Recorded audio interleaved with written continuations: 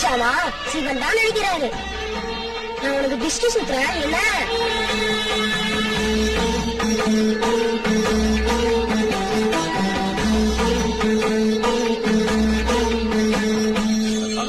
நேரமாச்சு.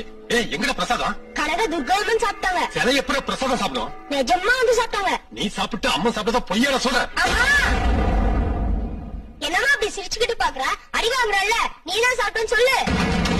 நீ முழுங்கிட்டு அந்த சிலையத்துக்கிட்ட சாட்சி கூப்பிடுற. ஏமா பேசாம இருக்கிற? சொல்லு.